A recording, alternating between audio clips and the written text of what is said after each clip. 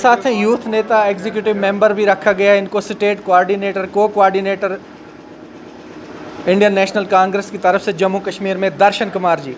दर्शन जी, किस तरह आप देख रहे हैं क्राउड जो फॉलो कर रहे हैं अपने लीडर को, जो फार्मर एमपी है और कंटेस्टिंग कैंडिडेट है, क्या कुछ जो है हालचाल है और एक्साइटमेंट आ चुकी है और स्टार कैंपेनिंग के लिए हमारे देश के जो है प्रोमिनेंट लीडर्स उतर रहे हैं कि हम कैंपेन करें, इतने क्या खलबली मच चुकी है अपोजिशन में? सबसे पहले आपका स्वागत।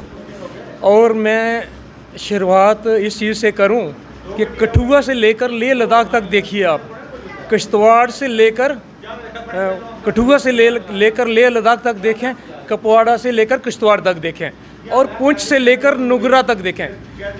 ये जो हमारी ड्यूटी जम्मू और कश्मीर थी, रियासत हुआ करती थी, इस रियासत के हर किसी कोने कोने से आज एक ही आवाज़ आ रही है कि रियासत जम्मू और कश्मीर को कोई संभाल सकता है, कोई चला सकता है तो वो इंडियन नेशनल कांग्रेस है। तो चौधरी लाल सिंह का तो आपके सामने ही रहा आज का ये जलसा, क्योंकि हज़ारों की संख्या में लोग यहाँ भी थे और लुवांग में भी आपने देखा। तो मैं कहता हूँ कि ये जो बीजेपी के लोग हैं ये कहाँ इसका मुकाबला कर पाएंगे, क्योंकि डिस्ट्रिक्ट कठुआ, उधमपुर और ये रामबन, ये जो डिस्ट्रिक्ट है ना, वहाँ तो मैं कहता हूँ एक साइड ही वोट आने वाला है कांग्रेस की झोली में।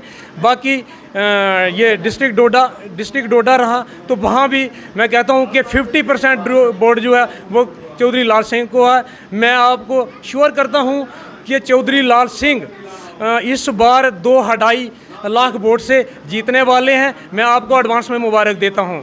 Thank you so much. हमारे साथ हैं retired range officer Shivdev sir.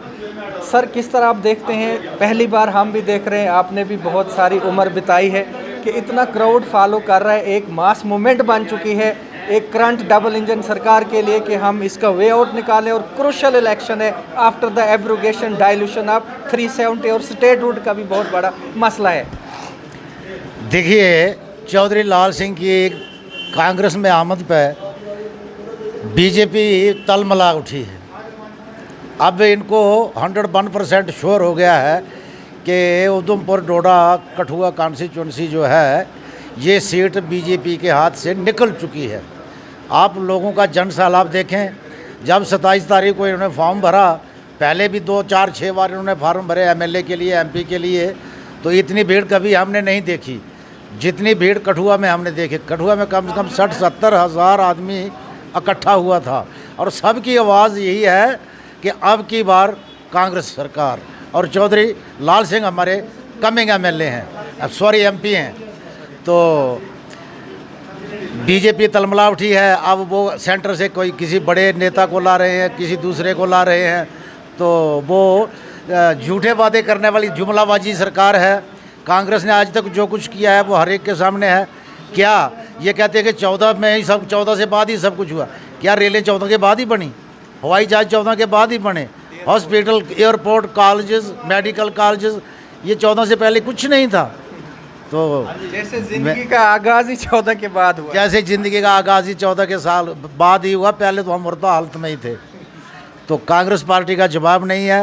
Hindustan को मजबूती से आगे लेने वाली कांग्रेस जमात ही है। जय सो मच।